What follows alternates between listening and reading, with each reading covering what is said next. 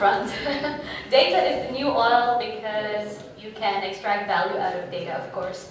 But it's also, like oil, something that can be used negatively as well. It can have a negative impact in your life.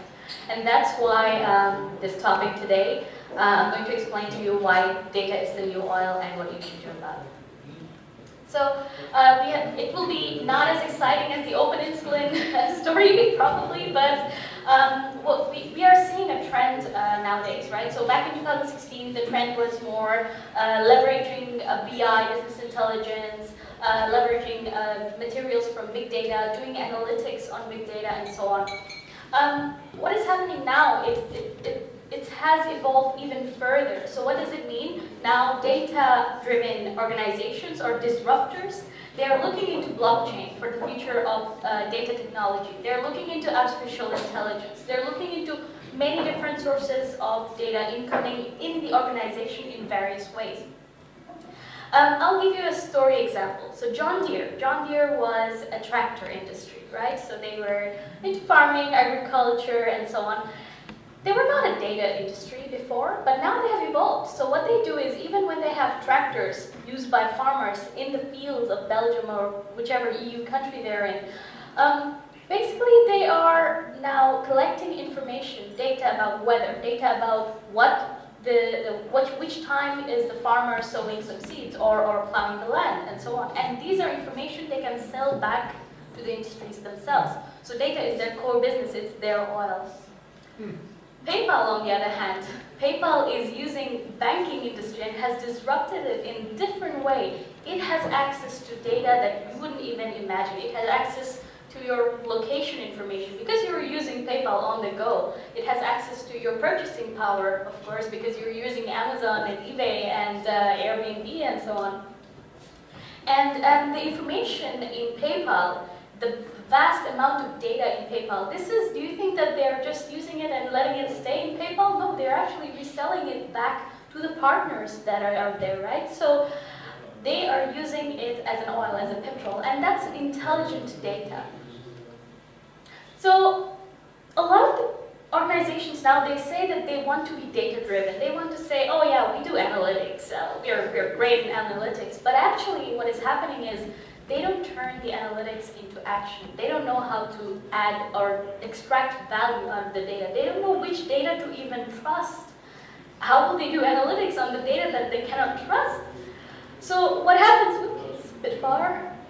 What happens now is, for example, take a scenario. You are going into a meeting and you have a report to present, and your colleague probably is looking at the same report. But they're looking at different numbers. The same report, the title is the same, but it's different numbers. How is this even possible, right? And this different data is coming because maybe you have the report stored in data warehouse. Maybe your colleague got it from a CRM system like a Salesforce, right? But you got it from an email.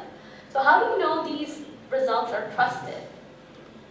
And when you are going to this meeting and you're discussing and say, hey, my data is correct, yours is not, how do you know who is telling the truth, right? And what happens is we try to solve this whole data problem in a duct tape and chewing-gum manner. How? We send emails, we go to more meetings, and we say, okay, there may be a resolution, we send even further meetings, use SharePoint, and so on. So there's many different inputs that is coming in. There's no one single source of truth or single source of approach to this. And that's why we need data governance. So this is a term a lot of our data-driven organizations, and I work in the data industry, we work with banks, finance industries, retail, any data-driven industry, and they are looking more and more into data governance because this is the mother of it all. This is basically what is the layer on top of your existing tech landscape, right? So you have IT silo systems and so on. And what does data governance ask you to do? Well, data governance is basically, you have your existing organizational hierarchy, so you have ownership, so you have a CFO, you have data managers, you have data quality managers, enterprise architects, and so on. And you use them, you assign them roles and responsibilities, you assign them tasks, you assign them data, and they collaboratively manage or govern your data. So that's very important. And that's where the concept of data governance comes from. So how does it actually differ from the traditional data management world? What data management is not used anymore nowadays. I don't know if you know the trend, but it's more and more towards data governance. Data management used to be only IT, so you know the typical IBM, very old systems, for example, very rigid systems. So they're not open systems. They don't have a lot of API involvement and so on. Very closed, and it's only designed for the IT geek, me in this case, sitting in the back of a computer. And it's also limited to people like us, very techy, very geeky, and so on. And they were used by data managers, those who were really into coding for PSQL and so on. And it was very challenging for the business users to even find the information in these systems. So now more and more companies are looking towards systems that enable them via data governance. And what is that? Because when you're looking at business, most of the data-driven organizations are business decision-driven organizations. What does it mean? If you have Salesforce, everyone knows Salesforce here? It's like a CRM, customer management system. How do you know that VAT is a mandatory field that needs to be filled up in Salesforce? If you don't have a VAT, you don't have any sales. So this is what is a business decision, and to have that in a written format is governance. To have that in a collaborative format is governance. It's also important to note that it should be something that is for business stakeholders. So whatever in the future, if you are leading a data program, you should have it catered towards business users, because they are the decision makers. We are the implementers. The tech people are the implementers.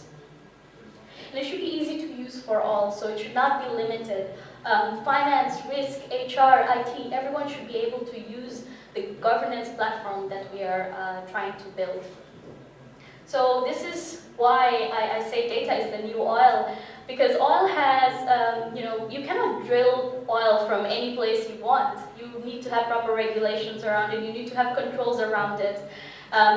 You can use oil also in a good way and in a bad way, right? So you can use it to fund finance wars. You can use it to power your electricity and so on. And data is the same. Data basically, unless you govern it, it will go in all directions. So that's why you need the data governance on top. Thank you very much.